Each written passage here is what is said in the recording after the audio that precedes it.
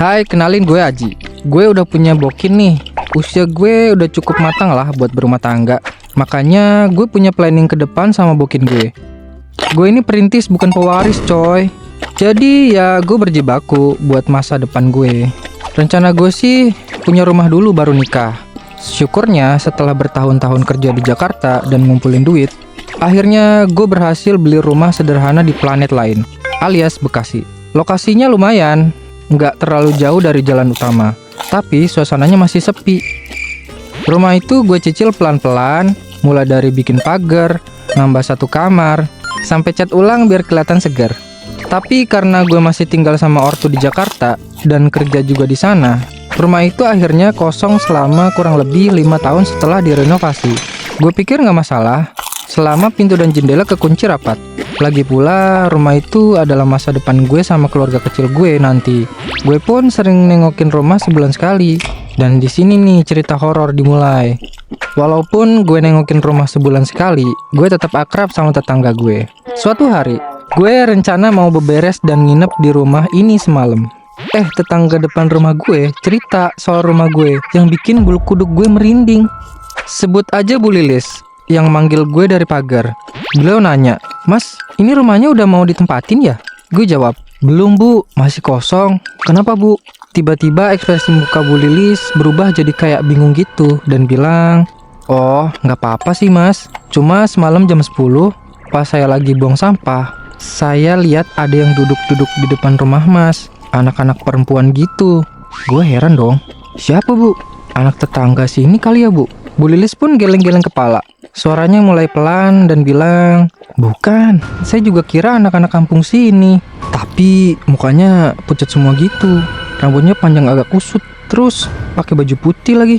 Mereka duduk berjajar gitu. Saya panggil mereka, diem aja. Pas saya tutup pintu, udah nggak ada."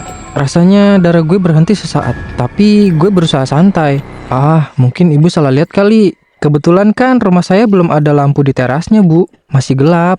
Gue ngomong gitu sambil ketawa kecil buat nutupin rasa panik dan biar suasananya nggak creepy. Gue bertanya-tanya, apa ya itu?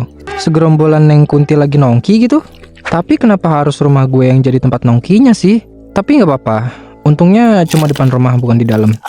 Oke, singkat cerita, gue udah nikah dan mulai menempati rumah ini sama bini gue. Asik. Hari pertama sampai bulan kedua semua aman. Sampai saat kita lagi enak-enak tidur, tiba-tiba bini gue kebangun karena dengar suara srek, srek, srek, kayak orang nyapu gitu. Tapi kok suaranya dari atas genteng ya? Bini gue bangunin gue. Tapi gue bilang, "Mungkin ibu depan rumah lagi nyapu kali Neng." Bini gue ketakutan dan panik bilang, "Enggak Bang, masa ada orang yang nyapu jam 2 pagi? Terus masa nyapunya di atas genteng?" Bini gue nyuruh gue ngecek. Tapi ya kali, jam 2 pagi gue manjat genteng. Gue sih mikir itu dahan pohon di samping rumah yang kebawa angin gitu, terseok-seok di genteng gue. Jadi ya gue cuekin aja. Atau mungkin suara kucing lagi birahi, atau beranak di atas genteng kan. Positive thinking aja deh gue pokoknya. Keesokan paginya, gue dipaksa bini gue buat lihat. Ya penasaran juga sih, apaan itu yang berisik semalam kan? Dan ternyata nggak ada dahan pohon yang nyampe ke atap sama sekali. Genteng bersih, nggak ada daun kering atau jejak kucing. Pola suara gaduh di atas genteng selalu kejadian sebulan 4 kali di jam 2 pagi. Karena bini gue takut banget, jadi biar dia tenang dan gak mikir aneh-aneh, gue bilang aja, "Walah, itu Neng, biasa, tikus ribut di atas mau kawin mereka." Mungkin kejadian ini karena rumah udah kosong lama kali ya. Ya siapa tahu aja, semua kejadian aneh ini bakal berhenti semenjak ditempatin gue sama bini gue kan. Singkat cerita, gue udah punya anak cowok, usianya 3 tahun. Hari Minggu sore pas gue lagi nyuci motor di depan rumah, ada tetangga gue yang lewat berhenti gitu. Namanya Bu Sira. Dia bilang, "Pak, tadi siang anaknya main di luar sendirian ya?" "Mana masih kecil Pak itu anaknya, cuma pakai kolor doang lagi. Lari-lari depan rumah Bapak." Dia ngomong gitu sambil lanjut jalan lagi. Gue kaget, karena gue gak pernah ngizinin anak gue cuman koloran doang, walaupun masih balita. Gue pikir mungkin pas lagi dipakein baju, anak gue lari keluar rumah. Gue langsung panggil bini gue yang kebetulan lagi nyiram tanaman di teras. "Neng, tadi si Nuki keluar rumah pakai kolor doang." Bini gue heran. "Enggak Bang, Tadi Nuki bobo dari jam 11 sampai jam 3 sore. Gue pun terdiam, terbengong, dan terheran-heran. Gue ngerasa udara di rumah mendadak dingin. Terus, itu anak siapa? Setelah kejadian itu, gangguan semakin sering datang. Malam-malam nih, si Nuki sering nangis sambil nunjuk pojokan kamar. Kadang dia bilang, "Mah, Pah, ada kakak rambut panjang." Gue dan bini gue cuma bisa saling pandang. Panik karena takut ada yang ngincer buat jahilin anak kita. Jangan sampai dah ya. Jam 12 malam, gue kebangun karena suara orang nyapu di atas genteng lagi. Gue coba cuek, tapi kali ini suara pelan yang ngetok-ngetok jendela kamar gue. Tok, tok. Dengan hati deg-degan, bini sama anak gue udah tidur pules pula. Gue beraniin buat buka gorden sedikit. Dilihat bayangan cewek baju putih di atas pagar. Lama-kelamaan, sosoknya makin jelas.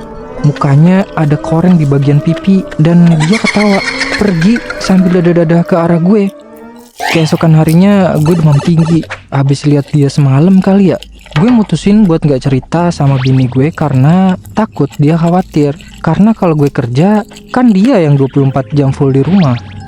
Singkat cerita, waktu gue lagi enak tidur, karena efek obat demam juga sih, tiba-tiba bini gue bangunin gue dengan muka paniknya bilang, "Bang, bangun bang, buruan bang, Neng takut."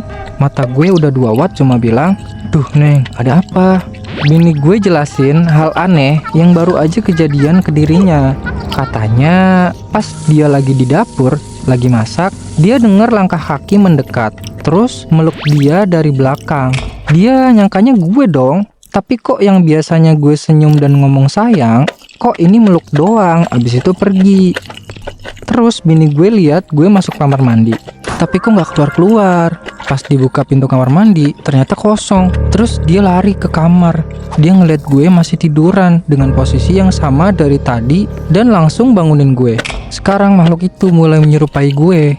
Bini gue nangis histeris. Ya jelas lah, orang udah kontak fisik kan. Tapi untungnya bini gue gak diapa-apain sama makhluk itu. Gue gak mungkin ngejual rumah ini karena ini rumah perjuangan gue saat masih bujang. Akhirnya gue datengin Ustadz buat ruqyah rumah gue. Pas ruqyah dimulai, suasana berubah. Ustadz bilang ada banyak penghuni lama di rumah ini, terutama pojokan kamar Nuki dan atap genteng. Mereka betah karena rumah ini udah lama banget kosong. Padahal gue gak cerita apapun ke Ustadznya. Ustadz itu ngasih gue air doa buat disebar ke seluruh ruangan dan nyaranin gue buat sering azan di rumah. Setelah itu gangguan mulai berkurang. Gak ada lagi tuh suara-suara nyapu di genteng. Dan anak gue gak lihat aneh-aneh lagi. Meski sekarang udah tenang, gue juga lebih sering ngajak tetangga ngumpul di rumah biar suasana rumahnya lebih hidup. Pesan yang bisa diambil dari cerita gue, kalau lu ngerasain atau ngalamin sesuatu yang aneh dimanapun, lu harus peka dan jangan diabaikan terhadap apa yang terjadi di sekitar.